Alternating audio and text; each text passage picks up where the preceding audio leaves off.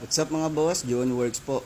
For today's video, ang gagawin natin ay Tesla style at 360 camera para sa Toyota Land Cruiser. So, umpisa na natin. Let's go. Home service pala to dito sa may Mandaluyong area. Pag nag-i-install ng 360 camera, bale 4 na camera yung ilalagay natin. Isa sa harap, isa sa likod, saka dalawa dito sa pinto. Bale sa ilalim sila ng side mirror ilalagay. Kaya kailangan natin baklasin yung mismong side mirror. Ayan.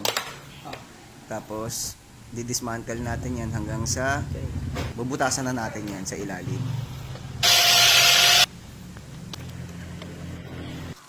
Bale, medyo mahaba kasi yung video ng installation nito. So, time skip na natin, pabilisin natin. Dito na i-mount na natin yung mga camera ng side mirror. So, babalik na lang natin. Ayan, tapos magpapagapang tayo ng wire papunta dito sa head unit. Ayan, nire-ready na rin natin lahat dito ng harness para mamaya salpak-salpak na lang tayo. 2 seconds later. Two up. So, ayun, break time muna kami saglit kasi baka talaga nagalmasal dyan. Siyempre, back to the ball game agad pagkatapos sumubo ng konti.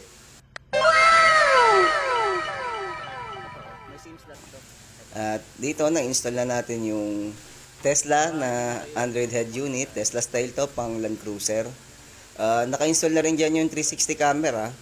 Bali, kailangan na lang natin to i-calibrate. I-test muna natin yung ibang mga features. Short demo muna tayo kay Labos dito para mamaya hindi na natin siya kailangan i-demo pa.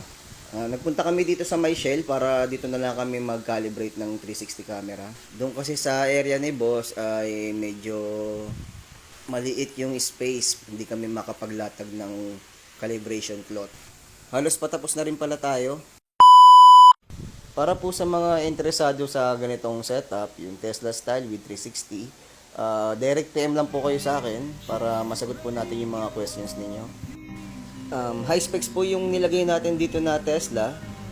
Octa-core siya na 4GB RAM at 64GB internal. CarPlay support na rin to. 360 ready.